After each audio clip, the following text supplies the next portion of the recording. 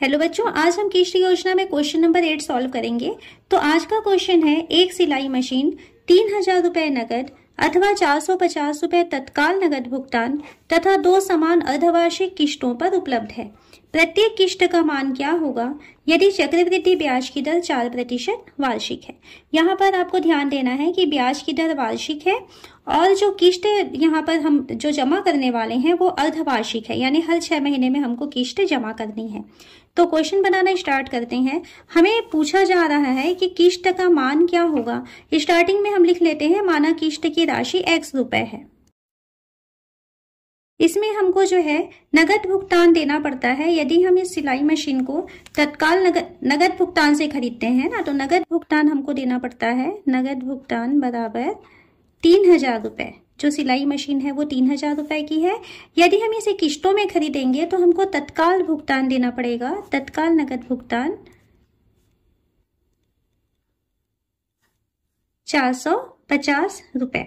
ठीक है, तो किश्तों में लेने पर हमें तत्काल 450 रुपए जमा करना है और बाकी शेष राशि कितनी होगी। 3000 रुपए की सिलाई मशीन थी, 450 रुपए हम लोग पेमेंट करके आ चुके हैं, तो ये हो जाएगा 2550 रुपए। ठीक है, 2550 रुपए हम दुकान वाले के पास उधार छोड़ के आए हैं, जिसमें हम ब्याज सहित 2 किश्तों में उसे वापस लौटा देंगे। यहाँ पर दर का मान दिया गया है 4% वार्षिक और समय दिया गया है। देखिए समय कैसे निकालेंगे। जो किश्त है वो अर्धवार्षिक किश्त होता है, तो समय क्या होगा अर्धवर्षीय यानी 6 माह यानी 6/12 वर्ष, या इसको हम कैंसिल कर सकते हैं 6 एकम 6, 6 दूनी 12 यानी कि 1/2।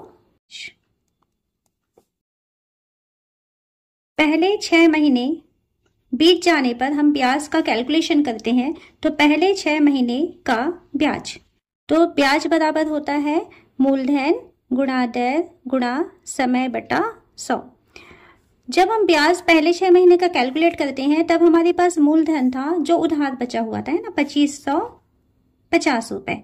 यह मूलधन था।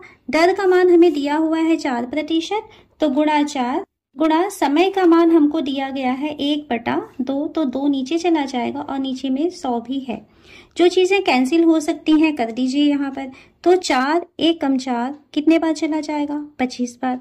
फिर 25 से काटेंगे, 25 एकम 25, 25 एकम 25 और 0, 25 दूनी 50। 2 से फिर कटेगा 2 एकम 2 और ये कट जाएगा बेटा 51 बार। तो इस तरीके से आपके पास जो ब्याज की राशि होती है वो होती है 51 रुपए। ये ब्याज मूलधन के साथ जुड़ करके वो पहले महीने के लिए मिश्र धन का काम करेगा।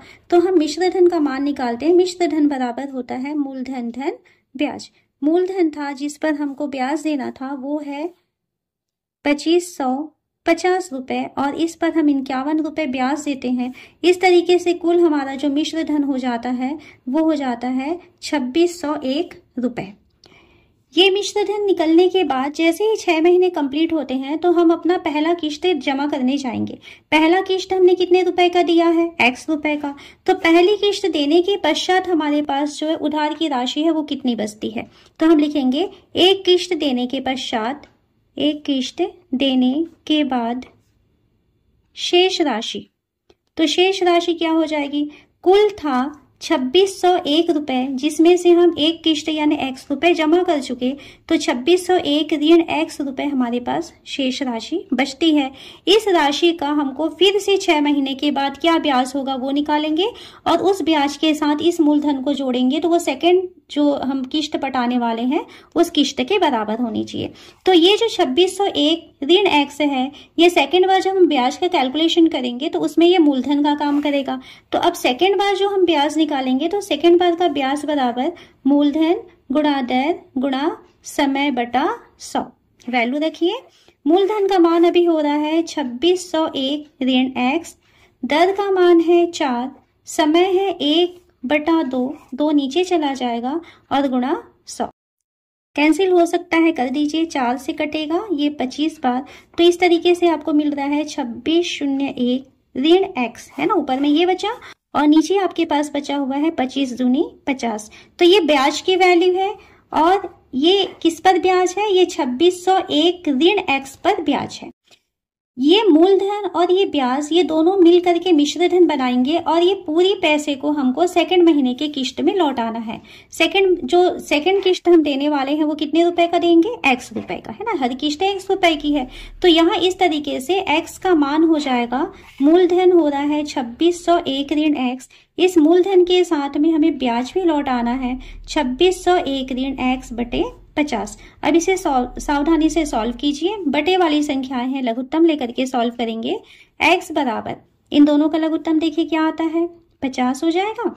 ये 50 इसके साथ मल्टीप्लाई होता है तो 50, ये हो गया 2601 ऋण x और धन में आ जाएगा 2601 ऋण x। कोष्टक हटाएंगे। इसके पहले यहाँ पे देखिए नीचे में 50 भाग है, इधर आ जाएगा तो ये गुणा के रूप में चला जाएगा। तो 50x बराबर, ये हम इसको अंदर लेके जाते हैं और मल्टीप्लाई करते हैं। ये हो जाएगा 13,005,0 ऋण 50 का x से गुणा हो जाएगा 50x धन 2601 ऋण x बटे का 50 इधर जा चुका है। यहाँ देखिए पहले से 50x है, यहाँ माइनस में 50x और माइनस में x, कुल मिला के ऋण में कितना हो जाएगा 51x। वो माइनस इधर जाकर के प्लस हो जाने वाला है तो ये प्लस होकर के 51x। यहाँ हम जो है इन दोनों संख्याओं को जोड़ देते हैं। जोड़ने पर हमको मिल जाता है 1 3 2 6 5 1। ठीक है, इसको जोड़िए 50x और 51x तो ये हो जाएगा 101x बराबर 1 3 2 6 5 1। हमें इस x का मान ज्ञात करना है तो x बराबर हो जाएगा, इसको आप भाग दे दीजिए, इधर आएगा तो ये पक्षांतर होके भाग में चला जाएगा, बटे में हो जाएगा 101। भाग देने पर हमको इसकी वैल्यू मिल जाती है 1313.37 रुपए। तो इस तरीके से हमको ये पूछा गया था बेटा कि हर किस्त की राशि कितनी होगी, तो हर किस्त की राशि जो है 1313 रुपए 37 पैसे की आती है।